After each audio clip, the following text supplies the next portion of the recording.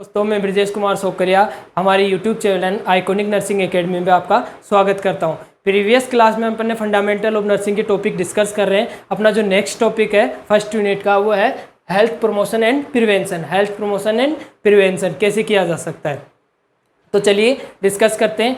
तो सबसे पहले आपको क्या करना है, लाइक शेयर और सब्सक्राइब करना है, जिससे कि आपको ये वीडियो फ्रूटफुल रहे और आपके जो भी फ्रेंड्स वगैरह हैं उनको भी सर्कुलेट कीजिए, तो आप हेल्प रहेगा एग्जाम के लिए। नेक्स्ट अपन बात करते हैं sir health promotion and prevention होता क्या है। तो हेल्थ प्रमोशन क्या होता है, हेल्थ प्रमोशन कैसे कर सकते हैं। हेल्थ प्रमोशन के लिए इंपॉर्टेंट है clean health habit to improve your health. Main thing कहाँ पे आई है, हेल्थ प्रमोशन के लिए जो मेन थिंग थी वो कहाँ पे आई है, हेल्थ का जो क्लीन हैबिट्स होती है, क्लीन हेल्थ हैबिट्स होती है अपनी, वो आपकी क्या करती है, इम्प्रूव करती है हेल्थ को। किसको इम्प्रूव कर रही है, इम्प्रूव कर रही है हेल्थ को, इम्प्रूव कर रही है हेल्थ को। Clean health habit, clean health habit आपको क्या कर रही है, इम्प्रूव कर रही है हेल्थ को। वो कैसे कर रही है साहब, अगर हिंदी में बोलूँ मैं तो स्वच्छता अपने स्वास्थ्य के लिए इम्पोर्टेंट है, एक महत्वपूर्ण चीज़ है। तो आपने वो क्लीननेस बहुत ज़रूरी है अपनी लाइफ के अंदर, क्लीननेस बहुत ज़रूरी है। क्यों, आपकी हेल्थ को प्रमोट करना है। अगर अपन क्लीननेस नहीं रहेंगे तो आपकी हेल्थ को डिप्रमोशन मिलेगा, आपकी हेल्थ को डिप्रमोशन मिलेगा और आप हेल्थ का डिक्रीज लेवल पे जा रहे हो। तो हेल्थ प्रमोशन के लिए clean health habit, clean health habit आपकी बहुत जरूरी है। अब वो क्लीन हेल्थ हैबिट कौन कौन सी हो सकती है, जो क्लीन हेल्थ हैबिट है वो कौन कौन सी हो सकती है। तो फर्स्ट आपकी आती है, फर्स्ट इसके अंदर आती है क्लीन हेल्थ हैबिट्स के अंदर आपकी first health clean health habit है good health habit, good health habits for personal cleanness. Personal cleanness कि साहब अपने को गुड हेल्थ हैबिट, अच्छी हेल्थ हैबिट को रखने के लिए अपने को पर्सनल क्लीननेस कैसे कर सकते हैं। अपन हेल्थ को प्रमोशन करने के लिए पर्सनल क्लीननेस कैसे कर सकते हैं, अपनी हेल्थ को गुड हैबिट बनाने के लिए, अपनी हेल्थ को प्रमोट करने के लिए पर्सनल क्लीननेस कैसे कर सकते हैं। तो इसमें फर्स्ट थिंग आती है इसके अंदर आपकी, जो आपकी पहली थिंग आती है इसके अंदर आती है आपकी हैंड वॉश, हैंड वॉशिंग। सब हैंड वॉशिंग है जो आपकी एक इंपॉर्टेंट थिंग होती है। हैंड वॉशिंग क्या होती है कि इंपॉर्टेंट थिंग होती है। हैंड वॉशिंग अपने को करनी चाहिए, कब करनी चाहिए, जब आप when get up your morning, morning के अंदर आप सुबह सुबह उठ रहे हो तो आपको हैंड वॉश करना चाहिए। आफ्टर आफ्टर यूजिंग लेटरिन, आप जो टॉयलेट यूज़ कर रहे हो उसके बाद में आपको क्या करना है, हैंड वॉश करना है। और बिफोर ईटिंग, बिफोर ईटिंग अपने को क्या करना है, हैंड वॉश करना है। कब कब करना है, when get up in morning, morning के अंदर करना है। आफ्टर यूज टॉयलेट्स, नेक्स्ट अपन बात कर सकते हैं बिफोर एंड आफ्टर ईटिंग।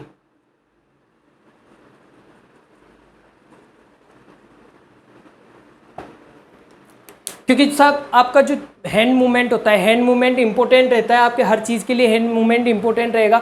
जब आप उठ रहे हो तो आपकी जो भी कोई सिक्रेशन, आपका बॉडी सिक्रेशन से आपका हाथ लग रहा है तो वो आपके डायरेक्ट अपने बॉडी के अंदर जा रहा है और आपको क्या कर रहा है, हेल्थ को डिप्रमोट कर रहा है। इसके अलावा आपका यूज ले रहे हो टॉयलेट के अंदर, फिशेज आप बाउल साफ कर रहे हो, फिशेज कर रहे हो, आप टॉयलेट कर रहे हो, यूरिन पास कर रहे हो, तो वो उसमें कई प्रकार के आपके बैक्टीरिया हैं जो आपके हैंड्स के ऊपर चिपक के आपके आ सकते हैं और आपको गिफ्ट्स के अंदर क्या दे सकते हैं, आपको बीमारियां दे सकते हैं। गिफ्ट्स के अंदर क्या दे सकते हैं, बीमारियां दे सकते हैं। और बिफोर एंड आफ्टर ईटिंग, खाना खाने से पहले और खाना खाने के बाद में एक जनरल थिंग है कि अपने को हैंड वॉशिंग करनी चाहिए, हैंड वॉशिंग करनी चाहिए। नेक्स्ट अगर मैं बात करूं सर, तो नेक्स्ट क्या रहेगा, हैंड वॉशिंग के अलावा नेक्स्ट रहेगा आपका, नेक्स्ट रहेगा bathing.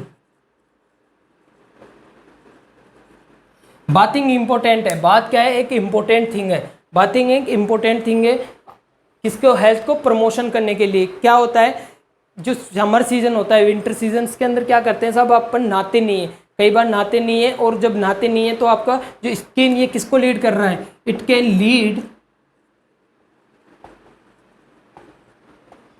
Skin infection, skin infection को लीड करा है। वो स्किन इन्फेक्शन कौन सा हो सकता है? रेसेज हो सकते हैं, यूराइटिस हो सकता है, ठीक है, आपका इचिंग हो सकता है, रिंग वॉर्म हो सकता है, बहुत सी ऐसी प्रॉब्लम्स आपको स्किन इन्फेक्शन में देखने को मिल सकती है। तो बाथिंग एक इम्पोर्टेंट थिंग है।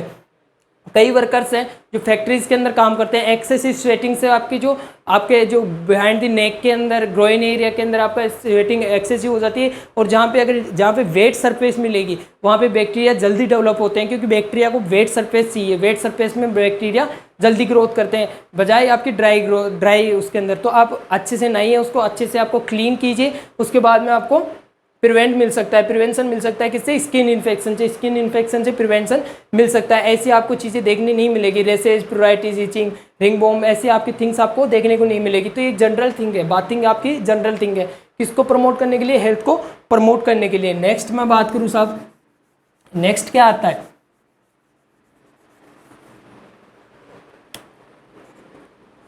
Do not go barefoot in hookworm common area।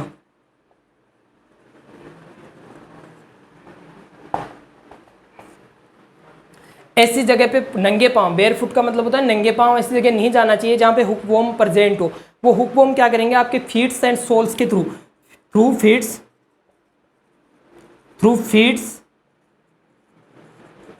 And souls होते हैं, उनके थ्रू आपका एंटर कर जाएंगे, पोर्टल ऑफ एंट्री करके आपको एक डिजीज आपको गिफ्ट में प्रोवाइड करवा जाएंगे। तो अपने को ऐसी जगह नहीं जाना चाहिए जहाँ पे हुकवॉर्म ज़्यादा हो, ऐसी जगह अपने को नहीं जाना चाहिए। बेयरफुट विदाउट स्लिप्स अपने को सर्वाइव नहीं करना चाहिए। आप खुद भी मत जाइए, ना अपने बच्चों को भेजना है वहाँ पे, किसको भी भेजना है? बच्चे को भी नहीं भेजना है। तीसरी अगर मैं बात करूँ, फोर्थ थिंग अगर मैं बात करूँ, तो फोर्थ थिंग क्या है साहब? फोर्थ थिंग है आपकी ब्रशिंग।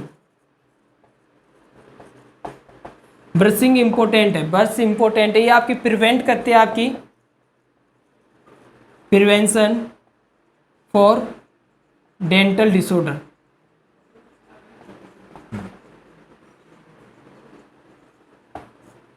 जो डेंटल डिसऑर्डर से आपको हेल्प कर रही है। कब करनी है ब्रश? ब्रश करनी है आपको every morning and before going to bed at night time. जब आप बेड पे जा रहे हो, सोने के लिए जा रहे हो, तो नाइट टाइम के अंदर भी आपको ब्रश करनी है, जिससे कि आपकी कैविटेशन से प्रिवेंशन मिलेगा। कैविटेशन से प्रिवेंशन मिलेगा। जो डेंटल डिसऑर्डर होते हैं, ब्रश आपकी क्या कर रही है? डेंटल डिसऑर्डर से प्रिवेंट करवा रही है। इसके अलावा आपको क्या करना है साहब? इसके अलावा अपने को करना है माउथ वॉश। ये माउथ वॉश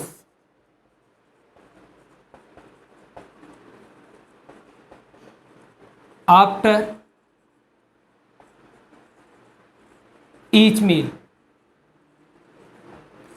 जो भी आप खा रहे हो, कुछ भी खा रहे हो, तो उसके बाद में क्या करना है? अपने को माउथ वॉश करना है। कुछ भी खा रहे हो उसके बाद में अपने को माउथ वॉश करना है। क्यों करना है साहब? प्रिवेंशन करना है अपने को, जो कैविटेशन से अपने को हेल्प, आपने कैविटेशन से प्रिवेंट होना है, तो अपने को हेल्थ को प्रमोट करना है, तो आपको क्या करना पड़ेगा? माउथ वॉश करना पड़ेगा। कुछ ऐसे डिसऑर्डर होते हैं, डेंटल के डिसऑर्डर होते हैं, वो डायरेक्ट आपके क्या करवाते हैं? एक डिजीज़ को प्रोड्यूस करने में हेल्पफुल रहते हैं। तो ऐसे अपने को बचना है, तो एवरी माउथ वॉश करना है अपने को ईच मील के बाद में। जब भी खाना खा रहे हो उसके बाद में अपने को माउथ वॉश करना है। नेक्स्ट अगर मैं बात करूँ साहब, जो स्वीट्स होती है, स्वीट्स एंड चॉकलेट्स, इनका यूज़ कम करना है। इनका यूज़ है वो कम करना है। क्यों साहब? आप स्वीट्स और चॉकलेट्स बच्चे खा रहे हैं, तो आपकी कैविटेशन लग जाएगी, मुंह के अंदर कीड़ा लग जाएगा, दांत में कीड़ा लग गया तो दांत खराब। तो इससे अपने को क्या करना है? इसको कम करना है। नेक्स्ट अगर थिंग की बात करूँ मैं, दूसरी अगर इसके बाद में बात करूँ, तो कट फिंगर नेल।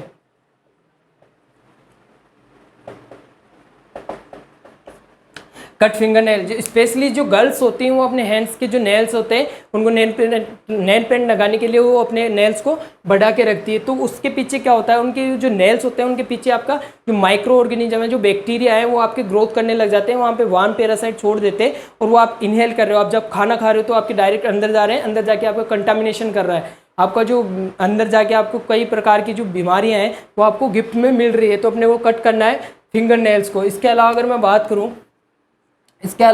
करूँ तो डेली चेंज करना है, डेली चेंज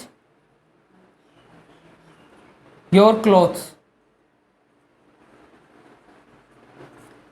को डेली चेंज करना है। कुछ आदमी ऐसे होते हैं जो आप 10 दिन पहन लिया, सब ये ड्रेस चल रही है उसको चलने दो, उसको अंडरगारमेंट्स भी चेंज नहीं करते, तो वो क्या कर रहा है, आपको आपकी हेल्थ को डिप्रमोट कर रहा है, क्योंकि उसमें बैक्टीरिया भर चुका है और बैक्टीरिया भर के आपको क्या कर रहा है, हेल्थ को डिप्रमोट कर रहा है, उसको प्रमोशन नहीं कर रहा है। तो इससे बचने के लिए अपने को क्या करना है, डेली चेंज करना है अपने क्लॉथ को चेंज करना है। पर्सनल एक्टिविटी, जो पर्सनल क्लीननेस अपन कैसे कर सकते हैं, हैंड वॉशिंग कर सकते हैं, कट नेल फिंगर नेल्स को कट करके कर सकते हैं, बात कर सकते हैं। और इसके अलावा अपने को क्या करना चाहिए, ऐसी जगह वहाँ पे हुकवॉर्म पाया जाता हो, ऐसा एरिया जहाँ पे हुकवॉर्म ज़्यादा हो, वहाँ पे आपको बेयर फुट्स नहीं जाना है, ब्रश करना है अपने को, ब्रश 3 टाइम करनी है, मॉर्निंग नाइट इवनिंग।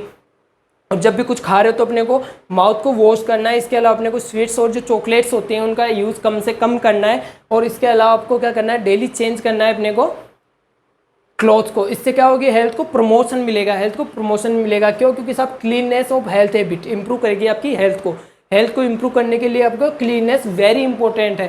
ये एक इंपॉर्टेंट थिंग है क्लीननेस एक इंपॉर्टेंट थिंग है आपकी हेल्थ को प्रमोशन करने के लिए। नेक्स्ट अपन बात करते हैं साहब, सेकंड में देखूं हेल्थ प्रमोशन के लिए, तो सेकंड आता है आपका good health habit.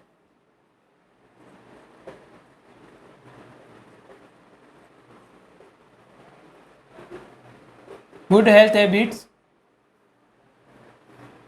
while eating and drinking।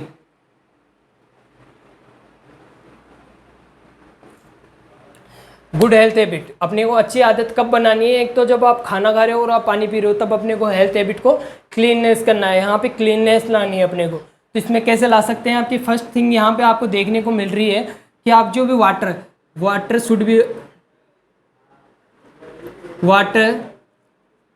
Should use boiled.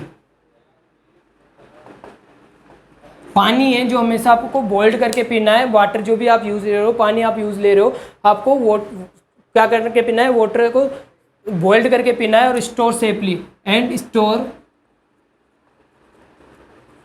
Safety, जो पानी है उसको अपने को सेफली स्टोर करना है। क्यों? क्योंकि सर पानी के अंदर कई बार क्या होता है, अपन स्टोर कर रहे हैं, हौद वगैरह में स्टोर कर सकते हैं, तो वहाँ पे क्या होता है, कई आपका जो कवर होता है वो अच्छे से नहीं होता, उसके अंदर कई प्रकार के जो माइक्रो ऑर्गेनिज्म है, आपके बैक्टीरिया वगैरह है, वो डेवलप हो जाते हैं और कई डिजीज़ को आपको लिंक कर सकते हैं। कंटामिनेटेड वाटर से आपका क्या कोलेरा हो सकता है, कुछ भी ऐसी डिजीज़, नोजिया वोमिटिंग हो सकती है, तो ऐसी डिजीज़ आपको प्रोड्यूस कर सकती है। और भी कुछ बहुत सी डिजीज़ें होती हैं जो आपकी क्या होती है, जो डर्टी वाटर पी रहे हैं उससे अपने को हो सकती है। नेक्स्ट मैं बात करूँ साथ second good health habit for eating and drinking. Do not palace food at dirty palace. ऐसी जगह अपने को खाना नहीं रखना है जहाँ पे वो डर्टी पैलेस हो, वहाँ पे फ्लाइज आपकी अट्रैक्ट कर रही हो, आपकी जो इंसेक्ट्स हैं वो अट्रैक्ट कर रहे हो, आपके खाने को अट्रैक्ट कर रहे हो। वो कंटामिनेटेड फूड अपन खाएंगे, तो आपको फूड पॉइजनिंग, आपकी डायरिया, आपकी जो फूड बोर्न डिजीजेज है ना, कोलेरा वगैरह कई प्रकार की जो डिजीजें हैं आपको देखने को मिल रही है। तो अपने को ऐसी जगह पे खाना नहीं रखना है जहाँ पे वो पैलेस डर्टी हो, वहाँ पे इंसेक्ट और फ्लाई इजीली आ रहे हो, तो अडेयर हो रहे हो, तो ऐसी जगह अपने को खाना नहीं रखना चाहिए। इसके बाद में मैं बात करूँ, नेक्स्ट आता है covering and protecting the food. Cover करना है और प्रोटेक्ट करना है फूड को इन बॉक्स के अंदर। बॉक्स के अंदर क्या करना है, कवर करना है और आपको प्रोटेक्ट करना है फूड को, कि आपको कवर रखे, उसके अंदर जो इंसेक्ट्स हैं, फ्लाई है, वो अट्रैक्ट ना करे। थर्ड में बात करूं, do not use old food, जो प्रीवियस आपने बना लिया सा, एक दिन बना लिया, उसको 4 दिन तक चला रहे, तो अपने को उसको यूज़ नहीं लेना चाहिए। ये किसको लीड कर रहा है? ये लीड कर रहा है आपको फूड पॉइजनिंग को लीड कर रहा है। तो अपने को क्या करना है? ऐसा फूड नहीं लेना है, ऐसा खाना नहीं खाना है जिससे क्या हो रहा है, वो आपका पुराना हो, वो आपका पुराना खाना नहीं खाना है। तो इससे अपने को बचना है। इसके अलावा नेक्स्ट में बात करूँ साहब, do not take drop food. जो ड्रॉप फूड्स है, जो बच्चा अगर खाना खा रहे हैं, आपने 1 रुपये का कुरकुरे, 2 रुपये का कुरकुरे उसको दिलाया, आपका डट्टी पहले इसके अंदर गिर गया, आपका जो फ्लावर्स है उसके ऊपर गिर गया, वहाँ पे कई प्रकार के इंसेक्ट्स भी बैठ रहे थे, वहाँ पे फ्लाइज भी आ रही थी, वो आपको कंटेमिनेशन कर रही थी। ये फूड अगर कंटेमिनेशन ये आपके खा रहा है बच्चा, तो ये क्या करेगा साहब? आपका डिजीज़ को करेगा। इससे आपके कई प्रकार की जो डिजीज़ है वो इंप्रूव करेगी, आपकी हेल्थ को डिप्रोमोट करेगी। हेल्थ को क्या करेगी? डिप्रोमोट करेगी। हेल्थ को क्या कर रही है? सब डिप्रोमोट कर रही है। तो ऐसा काम अपने को नहीं करना है, ठीक है साहब। इसके अलावा अगर मैं बात करूँ साहब, इसके अलावा अगर मैं बात करूँ तो ओनली ईट नॉन वेजिटेरियन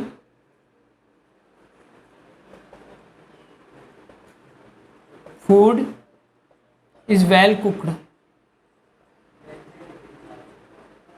अच्छे से पकाया हुआ खाना खाना है। जो नॉनवेज है उसको अच्छे से पकाया हुआ अपन को खाना खाना है, अच्छे से पकाया उसको खाना खाना है, ठीक है साहब। तो ये थिंग्स अपने को देखने को मिल सकती है। आप जो वो पानी था उसको आपको सेफली कवर करो और बॉइल्ड करके पियो। जो आपका जो डर्टी पैलेस है उसके अंदर आपको खाना नहीं रखना है, आपको जो फूड है उसको कवर करके रखना है। ओल्ड फूड का अपने को यूज़ नहीं लेना है।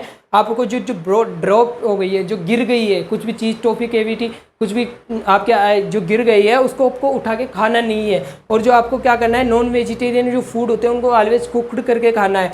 इसके अलावा अगर नेक्स्ट थिंग की बात करूँ तो इसके अंदर क्या होता है, before use fruits and vegetables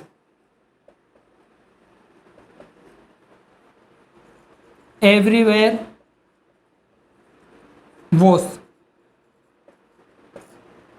अपन जो फ्रूट्स एंड वेजिटेबल्स ला रहे हैं उनको अपने को धो के खाना है। क्यों? क्योंकि साहब आपको जो पकाने के लिए, इनको फ्रूट्स को पकाने के लिए, वेजिटेबल्स को पकाने के लिए कई प्रकार के कीटनाशक का यूज़ लिया जाता है। तो वो कीटनाशक अपनी बॉडी के अंदर जाएंगे तो आपको इन्फेक्टेड कर सकते हैं, फूड पॉइजनिंग टाइप का आपका सब्सटेंस कर सकते हैं, कई प्रकार की डिजीज़ का क्रिएशन कर सकते हैं। तो ये सब आपके थिंकिंग में आती है ईटिंग एंड ड्रिंकिंग टाइम के अंदर। थर्ड अगर मैं बात करूँ साहब गुड हेल्थ हैबिट्स के लिए, कि गुड हेल्थ हैबिट आपकी हो गई, आपकी पर्सनल क्लीननेस पे हो गई, आप जो अच्छा खा रहे हो, क्या पी रहे हो, उसके ऊपर हो गई। अब नेक्स्ट बात कर सकते हैं कि साहब जो आपकी गुड हेल्थ हैबिट होती है वो कहाँ पे होनी चाहिए? तो good health habit at home, at home.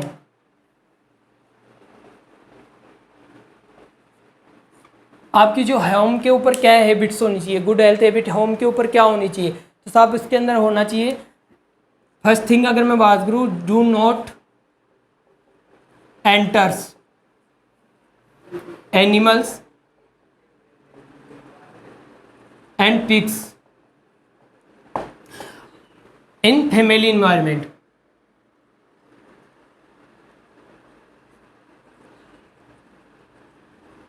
Environment में ऐसी जगह जहाँ पे आपके जो पिग्स हैं, आपके एनिमल्स हैं, उनको फैमिली इन्वायरमेंट में जगह नहीं दीजिए, स्पेशली जहाँ पे बच्चे खेल रहे हैं। तो सब जो ये पिग्स वगैरह हैं, आपके जो अदर एनिमल्स हैं, आउटसाइड एनिमल्स हैं, वो कहाँ भी घूम के आ रहे हैं, कुछ भी खा रहे हैं और वहाँ आके आपको डिजीज़ को स्प्रेड कर रहे हैं। तो आपको क्या होगा, हेल्थ को प्रमोशन नहीं मिलेगा, आपकी हेल्थ को डिप्रमोट करेंगे या आपकी हेल्थ को डिप्रमोट करेंगे। नेक्स्ट अगर मैं बात करूँ साहब, do not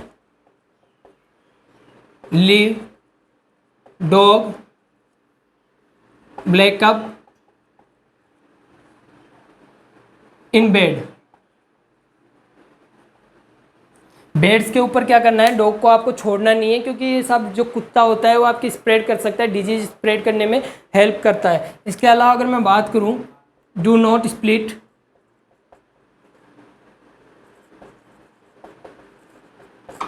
split in flowers.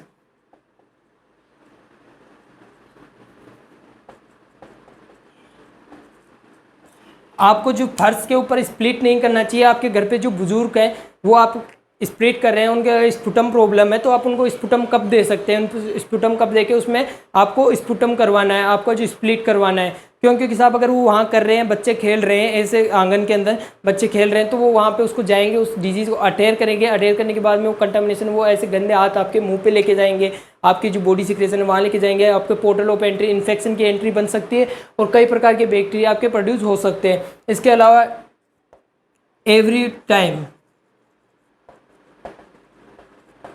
Cover mouth during sneezing, coughing sneezing और योनिंग। जब भी आप कफिंग कर रहे हो, स्नीजिंग कर रहे हो, तो आपको क्या करना है, कवर करना है, अपने माउथ को कवर करना है। और उसके बाद में तुरंत बाद में ये नहीं है कि आप सोफे पे बैठे हो, 4-5 लोग और भी बैठे हैं, आप सोफे पे ही चिपका दिए उस हाथ को, उस पर ही पोंछ लिए। ऐसा नहीं करना चाहिए, आपको उसको उठ के सॉरी बोल के आपको क्या करना है, हैंड वॉश करना है। ये हैंड वॉश करोगे तो आपका जो बैक्टीरिया स्प्रेड था वो आपका रुक जाएगा और हेल्थ को प्रमोशन करने में हेल्पफुल रहेगा। ठीक है। हैंग डाउन, नेक्स्ट आता है इसमें hang down undergarments,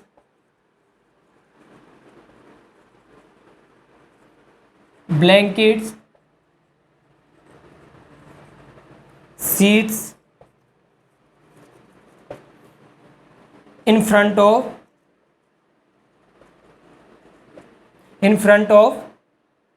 sunrays। Sun rays एक नेचुरल मेथड होता है स्टरलाइजेशन का। इससे भी आपकी जो अंडरगारमेंट्स है, आपकी ब्लैंकेट्स है, आपकी जो सीट्स है, उसके अंदर आप सो रहे थे, पहन के सो रहे थे, उसके अंदर जो भी सिक्रेशन थे बॉडी के सिक्रेशन थे, कोई माइक्रो ऑर्गेनिज्म उनमें अडेयर हो गया, कोई रिंग वॉर्म टाइप के आपके कुछ भी जो माइक्रो ऑर्गेनिज्म थे वो आपके हो गए, तो इसके अंदर आपको क्या करना है, सनरेज के फ्रंट ऑफ सनरेज के सामने उसको हैंग डाउन करना है, जिससे कि आपको जो नेचुरल जो आपकी सन की रेज मिलेगी उससे जो बैक्टीरिया है वो किल्ड हो जाएंगे और आपको हेल्प मिलेगी। क्योंकि ऐसी चीज़ है, ब्लैंकेट्स अपन डेली नहीं धोते हैं, सीट्स हैं अपन डेली नहीं धोते, तो उनको अपन कहाँ पे डाल सकते हैं, in front of the sun rays के सामने डाल सकते हैं, लेकिन अंडरगारमेंट्स तो अपने को डेली धोना है। ये तो एक जनरल कॉमन थिंग है। इसके अलावा नेक्स्ट में बात करूँ तो साहब अपने को क्या करना है, कवर करना है ऐसी जगह को जो घर के अंदर आपका कवर करना है, जो टूटी फूटी जगह है उनको आपको कवर करना है। क्यों करना है इनको कवर? क्योंकि साहब इनके पीछे आपके ब्लैंकेट, आपके जो स्कॉर्पियन हो सकते हैं, इंसेक्ट्स हो सकते हैं, है ना, कॉकरोच हो सकते हैं, वो आपके कभी भी हिडन कॉकरोच वगैरह जो हो सकते हैं आपकी हेल्थ को डिप्रोमोट कर सकते हैं। इसके अलावा मैं बात करूँ साहब, तो आपको क्या करना है, कुछ भी अगर आप ऐसा काम कर रहे हो, फैमिली मेम्बर्स बैठे हो, वहाँ पे आप स्नीजिंग कफिंग वगैरह कर रहे हो, तो आपको जो कर रहे हो कवर करके करना है और बच्चों को उससे दूर रखना है। अगर आपने जुकाम खांसी अगर आपको हो रही है, तो उस कंडीशन में आपको क्या करना है, आपको सेपरेटली बैठना है, खुद को थोड़ा सा अलग करके बैठो, जिससे कि आपको ये ड्रॉपलेट इन्फेक्शन था वो बढ़ा नहीं और दूसरों को आपके डिजीज नहीं प्रोड्यूस हो। तो अपने हेल्थ प्रमोशन पढ़े थे, हेल्थ प्रमोशन 3 थे। अपने को क्या करना था, क्लीन करना था, हेल्थ हैबिट को क्लीन करना था। फर्स्ट अपने को क्लीन करना था अपने की good health habit for personal cleanness के लिए ले रहे थे। सेकंड अपन ले रहे थे good health habit for the eating and drinking के दौरान, और थर्ड थी आपकी good health habit at home, home पे अपने को क्या करना चाहिए था। अब बात कर सकते हैं सर अपन प्रिवेंशन होता क्या है। नेक्स्ट बात करते हैं साहब प्रिवेंशन की। जो प्रिवेंशन है, जो होता क्या है प्रिवेंशन, तो सबसे पहले देखते हैं प्रिवेंशन होता क्या है। प्रिवेंशन क्या होता है साहब, प्रिवेंशन क्या होता है, the action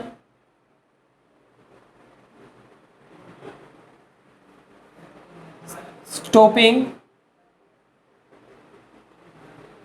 something from happening और अराइजिंग। प्रिवेंशन क्या होता है, प्रिवेंशन एक ऐसी एक्शन होती है, एक ऐसा एक स्टेप होता है जिससे क्या करना है, हमने को स्टॉप करना है जो समथिंग हैपनिंग, जो कुछ भी होने वाला है उसको रोकने के लिए। कुछ ऐसी कंडीशन जो अपने हेल्थ के लिए बहुत खराब है, कुछ ऐसी कंडीशन उसको रोकने के लिए अपने को क्या करना है, एक ऐसा एक्शन लिया जाता है, कि ऐसा स्टेप लिया जाता है जो स्टॉप करे समथिंग इज हैपनिंग और अराइज, जो कुछ होने वाला है उसको रोकने के लिए अपने को कर सकते हैं। इसके बाद में नेक्स्ट आता है अपने लेवल ऑफ प्रिवेंशन। प्रिवेंशन की अगर मैं बात करूँ तो सेकंड इसके अंदर आता है आपका level of prevention. Level of prevention क्या होता है,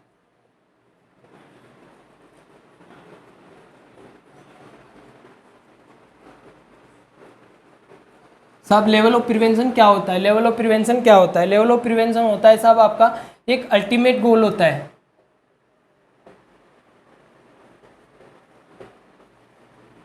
किसका? Health care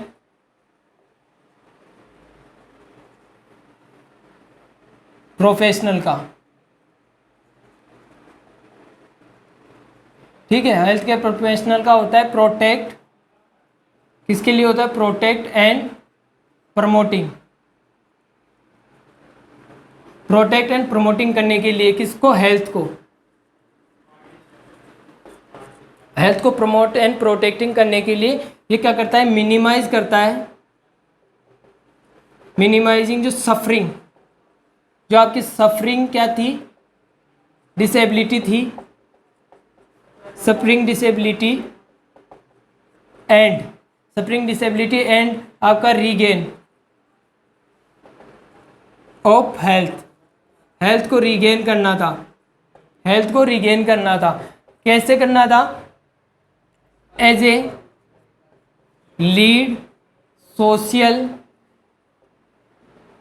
full, socially fully and economically,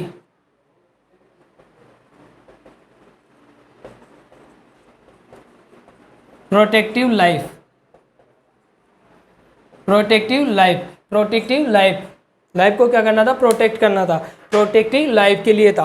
health prevention क्या होता है साहब? एक अल्टीमेट गोल होता है किसका? हेल्थ केयर प्रोफेशनल का, जो क्या करता है? प्रोटेक्ट करता है, प्रमोट करता है, हेल्थ को प्रोटेक्ट एंड प्रमोट करता है। मिनिमाइजिंग सफरिंग, डिसेबिलिटी हो रही है, कोई भी डिसेबिलिटी है उसको अपनी जो हेल्थ थी उसको रीस्टोर करने के लिए, क्या करने के लिए? As a lead of social and economical protective life के लिए, प्रोटेक्टिव लाइफ के लिए था, प्रोटेक्टिव लाइफ के लिए था। ये क्या था? Level of prevention. Level of prevention में क्या बताया गया था कि एक अल्टीमेट गोल होता है हेल्थ केयर प्रोफेशनल का। हेल्थ केयर प्रोफेशनल जो अपने हेल्थ केयर वर्कर्स होते हैं, वो हेल्थ केयर प्रोफेशनल का एक गोल था कि जो आपको प्रमोट करो, उसको प्रमोट करो और उसको प्रोटेक्ट करो, हेल्थ को प्रोटेक्ट एंड प्रमोट करो हेल्थ को, और मिनिमाइज करो जो डिसेबिलिटी हो रही है। कोई भी डिसेबिलिटी हो रही है आपकी, हैंडीकैप्ड हो सकते हैं, कोई भी ऐसी डिसेबिलिटी जिससे आप वर्क नहीं कर पा रहे हो, अपनी हेल्थ को रिस्टोर करना है, रीगेन करना है हेल्थ को, कैसे? लीड करके social fully and economically productive life के लिए।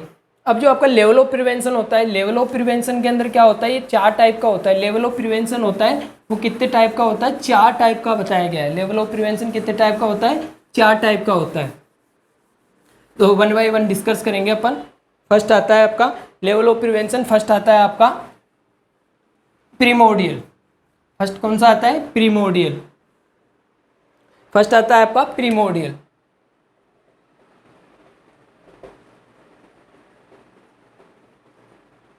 प्रीमोडियल प्रिवेंशन, इसके अंदर क्या था साहब? प्रीमोडियल प्रिवेंशन के अंदर क्या था? ना तो रिस्क फैक्टर, ना तो रिस्क फैक्टर प्रेजेंट है, नॉट प्रेजेंट, और ना ही आपका क्या था? डिजीज थी वो प्रेजेंट है।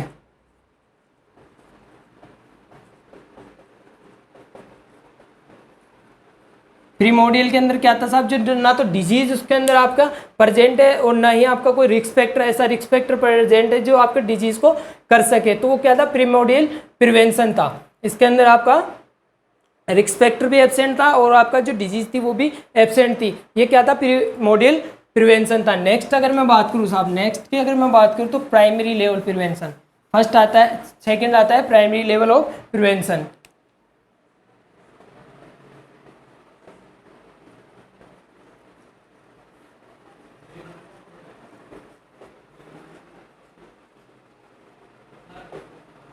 Primary level of prevention, primary level of prevention, primary level of prevention के अंदर क्या बताया था?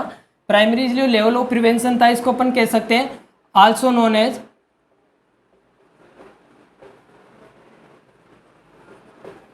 First level of prevention,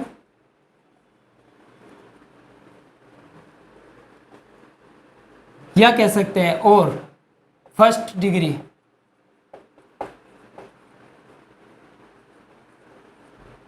of prevention. ठीक है साहब, इसमें क्या था? फर्स्ट डिग्री ऑफ प्रिवेंशन था, फर्स्ट डिग्री ऑफ प्रिवेंशन था। इसमें क्या कहा था साहब आपने, इसमें कहा था कि जो साहब आपकी ये प्रीपैथोजेनिक स्टेज होती है, प्रीपैथोजेनिक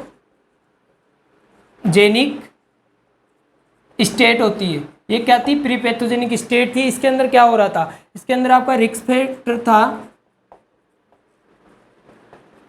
रिस्क फैक्टर प्रेजेंट था, बट बोला है मैंने, लेकिन जो डिजीज थी एब्सेंट थी, जो डिजीज थी वो एब्सेंट थी, डिजीज थी जो एब्सेंट थी। प्राइमरी लेवल ऑफ प्रिवेंशन को क्या कहा जाता है, फर्स्ट लेवल ऑफ प्रिवेंशन भी कह सकते हैं या फर्स्ट डिग्री ऑफ प्रिवेंशन कह सकते हैं। ये क्या थी, एक प्रीपैथोजेनिक स्टेज थी। प्रीपैथोजेनिक स्टेज मतलब ऐसी स्टेज जहाँ पे डिजीज अपन प्रोड्यूस नहीं हो, वहाँ पे सिर्फ रिस्क फैक्टर ही प्रेजेंट है। अब डिजीज हो सकती है, डिजीज की जो ससेप्टिबिलिटी होती है, डिजीज प्रोसेस की जो ससेप्टिबिलिटी है वो हो सकती है, वो प्रीपैथोजेनिक स्टेट कहलाती है। इसके अंदर क्या था साहब, आपका जो रिस्क फैक्टर थे, जो रिस्क फैक्टर तो प्रेजेंट थे, रिस्क फैक्टर तो प्रेजेंट थे, लेकिन जो आपकी डिजीज थी, जो आपकी डिजीज थी वो क्या थी, एब्सेंट थी। ये किस में बताया गया था, प्राइमरी लेवल ऑफ प्रिवेंशन के लिए बताया गया था। इसके अंदर आपका दो टाइप के लिए प्रिवेंशन कर सकते हैं, दो टाइप से अपन प्रिवेंशन कर सकते हैं। कितने टाइप से कर सकते हैं, दो टाइप से अपन प्रिवेंशन कर सकते हैं। तो फर्स्ट आता है इसके अंदर आपका, फर्स्ट कौन सा आता है, फर्स्ट आता है इसके अंदर आपका general health promotion, general health promotion. और सेकंड आता है आपका specific protection, specific protection, specific protection आ रहा था। जो जनरल हेल्थ प्रमोशन के अंदर क्या कर रहे थे अपन साहब, इसके अंदर जनरल हेल्थ प्रमोशन कैसे कर रहे थे, इसके अंदर अपन दे रहे थे हेल्थ एजुकेशन, हेल्थ एजुकेशन दे रहे थे। सेकंड अगर मैं बात करूँ हेल्थ एजुकेशन के अलावा, इसको आपका न्यूट्रिशनल दे रहे थे, न्यूट्रिशनल इंटरवेंशन दे रहे थे, न्यूट्रिशनल इंटरवेंशन दे रहे थे। इसके अलावा आपका बिहेवियरल चेंजेस कर रहे थे,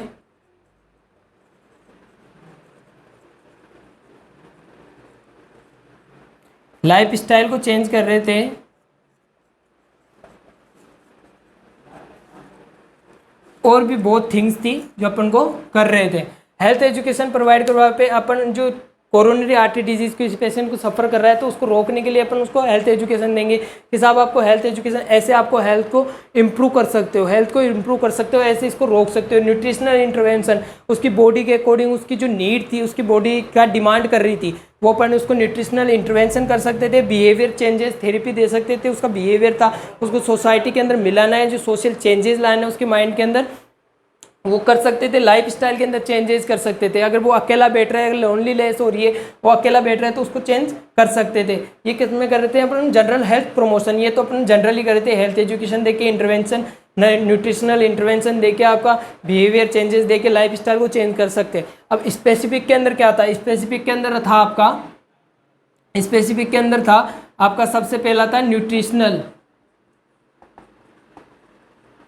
नीड। न्यूट्रिशनल नीड के अंदर अपन उसको दे रहे थे antioxidant,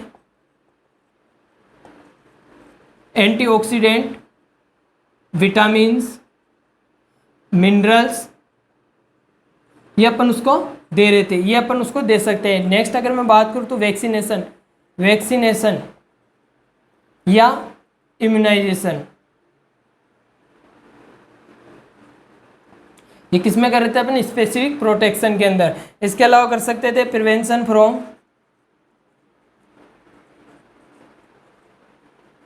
RTA, कीमोप्रोफाइलेसिस,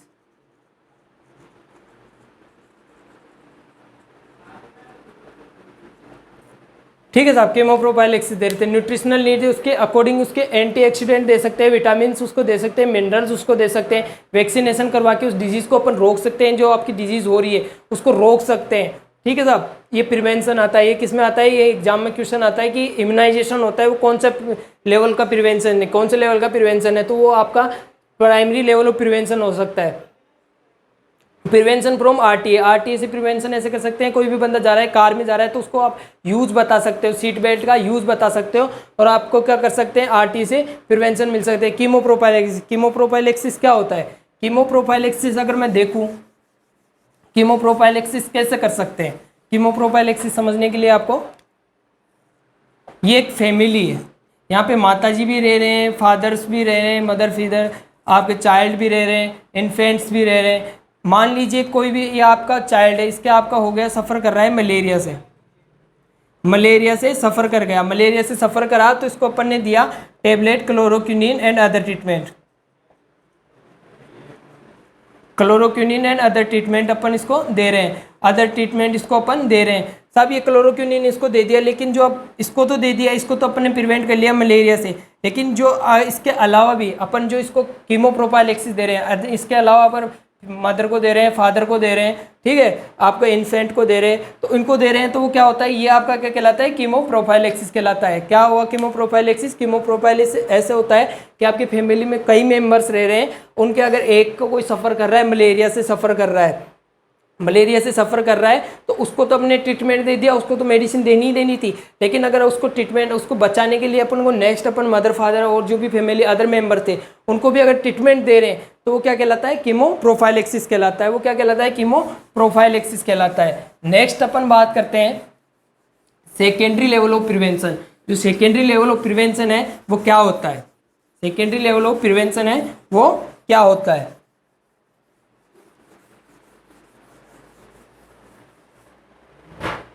secondary level of prevention,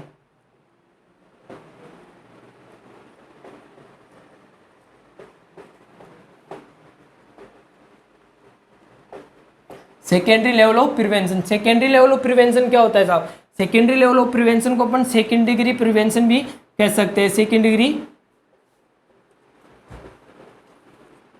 prevention भी इसको बोल सकते हैं, सेकेंड डिग्री प्रिवेंशन भी इसको बोल सकते हैं। इसके अंदर क्या था साहब? रिस्क फैक्टर, रिस्क फैक्टर भी प्रेजेंट थे, रिस्क फैक्टर भी प्रेजेंट थे, और जो आपकी जो डिजीज थी, आपकी जो डिजीज थी वो भी आपकी प्रेजेंट थी, डिजीज थी वो भी प्रेजेंट थी। और ये कौन सी स्टेट थी? ये पैथोजेनिक स्टेट थी, पैथोजेनिक स्टेट थी, पैथोजेनिक स्टेज थी। ये कौन सी स्टेज थी? पैथोजेनिक स्टेज थी। सेकेंडरी लेवल ऑफ प्रिवेंशन में क्या बताया था साहब? सेकेंडरी लेवल ऑफ प्रिवेंशन क्या होता है? ये सेकेंड डिग्री प्रिवेंशन कह सकते हैं अपन, इसको कह सकते हैं सेकेंड लेवल ऑफ प्रिवेंशन भी कह सकते हैं, ठीक है साहब। ये कौन सी स्टेज थी? पैथोजेनिक स्टेज थी। कौन सी स्टेज थी? पैथोजेनिक स्टेज थी। कौन सी स्टेज थी? पैथोजेनिक स्टेज थी। इसके अलावा अगर मैं बात करूँ साहब, इसके अंदर जो रिस्क फैक्टर थे, जो रिस्क फैक्टर थे वो भी प्रेजेंट थे, और आपका जो डिजीज थी वो भी आपकी प्रेजेंट थी। इसका अगर एग्जाम्पल की मैं बात करूँ, इसके एग्जाम्पल की मैं बात करूँ तो एग्जाम्पल आता है इसके अंदर आपका जितने भी आपके नेशनल डिजीज कंट्रोल प्रोग्राम होते हैं,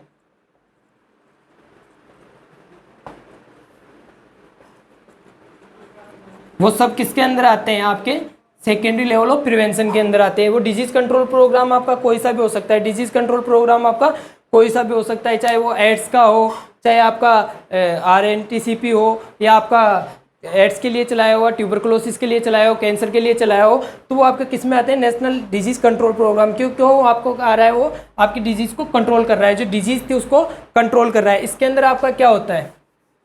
इसके अंदर मैं बात करूँ साहब, इसके अंदर मैं बात करूँ तो सेकेंड, इसके अंदर क्या आते हैं? ये कैसे कर सकते हैं? सेकेंडरी लेवल ऑफ प्रिवेंशन कैसे किया जा सकता है? सेकेंडरी लेवल ऑफ प्रिवेंशन कैसे किया जा सकता है? सेकेंडरी लेवल ऑफ प्रिवेंशन आपका दो तरीके से किया जा सकता है। एक तो अर्ली डायग्नोसिस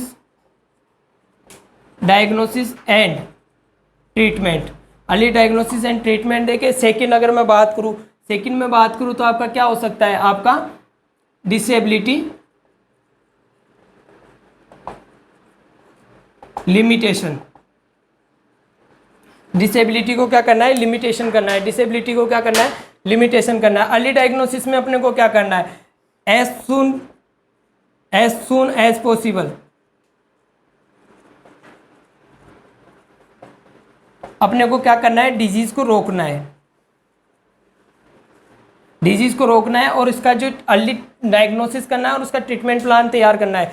ये क्यों करना है साहब? अगर ऐसा नहीं करेंगे अपन, अगर एज सुन एज पॉसिबल इस डिजीज़ को फाइंड आउट नहीं करेंगे तो क्या करेगा, वो डिसेबिलिटी को क्रॉस करेगा, जो डिसेबिलिटी लिमिटेशन को आपको बचा नहीं पाएगा और ये स्प्रेड होता जाएगा आगे की तरफ, स्प्रेड होके क्या करेगा, आपको इफेक्ट करेगा, आपकी हेल्थ को, प्रिवेंशन को रोकेगा। डिसेबिलिटी लिमिटेशन अगर मान लीजिए साहब अपन ने यहाँ पे नहीं किया, अपन ने यहाँ पे एज सुन एज पॉसिबल अपने उसका डायग्नोसिस ट्रीटमेंट नहीं किया, तो अपने को डिसेबिलिटी लिमिटेशन जो हो रहा है उसको वहीं पे ही रोक सकते हैं, जो हो रहा है उसको अपन वहीं पे ही रोक सकते हैं। कैसे रोक सकते हैं साहब? अगर मान लीजिए पोलियो हो रहा है तो उसको अपन करवा सकते हैं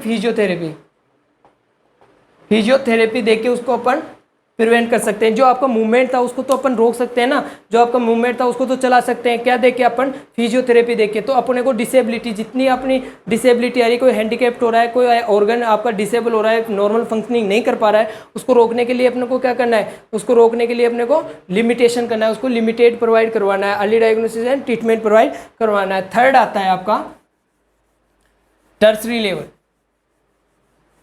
level of prevention.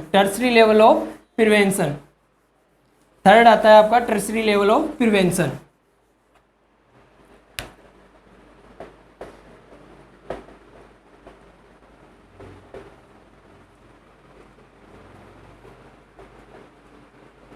Tertiary level of prevention, इसके अंदर क्या था? इसके अंदर साहब आपका जो डिजीज थी वो तो प्रेजेंट थी, डिजीज तो जो प्रेजेंट है जो है ही है। इसके अलावा क्या होगा, डिजीज तो प्रेजेंट थी लेकिन जो कॉम्प्लिकेशन है वो भी आपके प्रेजेंट होते जा रहे हैं, जो कॉम्प्लिकेशन है वो भी प्रेजेंट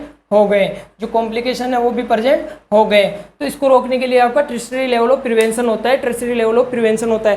ये कैसे हुआ? जो डिजीज होती है साहब, आपकी ये डिजीज है वो क्या करेगी साहब, आपका इरिवर्सिबल चेंजेस करेगी,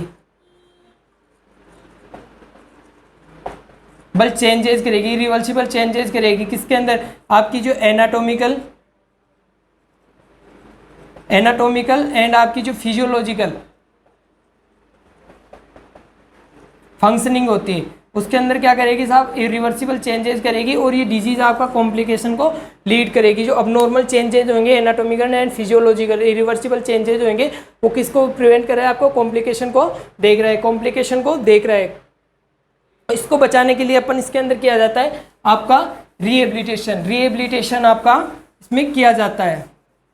टर्सरी लेवल से बचाने के लिए आपको क्या किया जाता है, रिहेबिलिटेशन किया जाता है। रिहेबिलिटेशन किया जाता है। रिहेबिलिटेशन के अंदर मैं बात करूं तो रिहेबिलिटेशन का मतलब होता है रिस्टोर करना ऑफ हेल्थ को क्या करना है, रिस्टोर करना। हेल्थ को क्या करना है साहब, रिस्टोर करना है। आपकी हेल्थ है उसको क्या करना है, रिस्टोर करना है, रीगेन करना है। ठीक है, जो एक टर्सरी लेवल ऑफ प्रिवेंशन में आता है। अगर अब मैं बॉडी फंक्शनिंग के लिए मैं कर रहा हूँ, बॉडी फंक्शनिंग के लिए कर रहा हूँ तो ये कौन सी आएगा, आपका मेडिकल रिहेबिलिटेशन आएगा। ये मेडिकल रिहेबिलिटेशन है। ठीक है साहब, अगर मैं सोशल एंड फैमिली चेंजेस ला रहा हूं तो आपका कौन सा है, ये है मेरा आपका सोशल रिहेबिलिटेशन। इसके अलावा आपकी जो डिग्निटी एंड आपकी जो कॉग्निटिव थिंकिंग है, कॉग्निटिव थिंकिंग एंड कॉन्फिडेंस, तो किसके अंदर आएगा, वो आएगा आपका साइकोलॉजिकल के अंदर, साइकोलॉजिकल रिहेब के अंदर आएगा।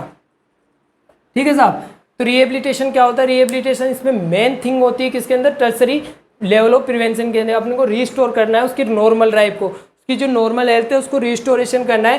कैसे कर सकते हैं, अगर बॉडी फंक्शनिंग के लिए कर सकते हैं तो रिहेबिलिटेशन होगा, मेडिकल रिहेबिलिटेशन बोलेंगे। सोशल एंड फैमिली चेंजेस के लिए करते हैं तो सोशल रिहेबिलिटेशन बोलेंगे। आपकी डिग्निटी कॉग्निटिव बिहेवियर है, आपके कॉन्फिडेंस को इंक्रीज करें तो आपका सोशल रिहेबिलिटेशन करेंगे। जो यहाँ की रिहेबिलिटेशन की जो नर्सेज होती हैं वो इनके वेल नॉलेजेबल एंड स्किलफुल आपकी जो नर्सेज यहाँ पे मिलती है जो आपको रिहेबिलिटेशन प्रोवाइड करवा सकती है। रिहेबिलिटेशन आपका मेनली लेते हैं हम किसी से ड्रग अब्यूजर से कोई ड्रग अब्यूजर्स है, ड्रग डिपेंडेंट है, एल्कोहलिक पेशेंट है, उसके लिए अपन को रिहेबिलिटेशन किया जाता है और उनकी जो नॉर्मल फंक्शनिंग थी, जो उनकी नॉर्मल लाइफ थी, उसको रिस्टोर करने में हेल्प करता है। तो कौन सा प्रिवेंशन करेगा हेल्प करने के लिए? टर्सरी प्रिवेंशन करेगा, क्योंकि कॉम्प्लिकेशन को रोकना है। डिजीज तो हुई थी जो हुई थी, अपने को कॉम्प्लिकेशन को भी रोकना है। और इसमें क्या प्रोवाइड कराएंगे? रिहेबिलिटेशन प्रोवाइड करवाएंगे। अपन ने हेल्थ प्रमोशन डिस्कस किया था। हेल्थ प्रमोशन के अंदर 3 थे, आपकी हैबिट को क्लीन करना है, आपकी पर्सनल क्लीननेस करनी है, आपकी वाइल ड्रिंकिंग एंड आपकी जो ईटिंग थी उसको क्लीननेस करना है, आपकी जो एट होम थी उसको आपको क्लीननेस करना है। अपन प्रिवेंशन ने पढ़ा, प्रिवेंशन क्या होता है? सडन एक्शन होती है, एक स्टॉप एक्शन होती है, समथिंग इज अराइजेज, उसको रोकने के लिए एक्शन लिया गया, प्रिवेंशन कहलाता है। उसके बाद में अपन ने लेवल ऑफ प्रिवेंशन पढ़े। प्राइमरी प्रिवेंशन क्या होता है? प्राइमरी के अंदर 2 करते हैं अपन, कौन सा?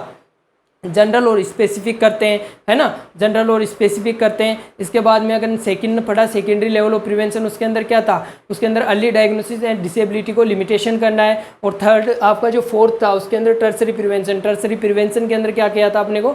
रिहेबिलिटेशन किया था। तो आज का ये वीडियो यही कंप्लीट होता है। Thank you for attention. अगर आपने अभी लाइक और शेयर नहीं किया है तो ज़्यादा से ज़्यादा लाइक और शेयर करें। और जो भी कोई भी टीचर आपकी क्लास ले रहा है उसको राइट डाउन कीजिए, एक नोटबुक ले लीजिए, आपके एग्जाम के लिए बहुत बेनिफिशियल एक टॉपिक है यहाँ पे जो डिस्कस चलाए जा रहे हैं। आइकॉनिक नर्सिंग यूट्यूब चैनल को आप ज़्यादा से ज़्यादा सर्कुलेट कीजिए, जिससे कि हम आपको मोर अच्छे से अच्छे वीडियो आपको प्रोवाइड करवा सके। तो थैंक यू फॉर अटेंशन।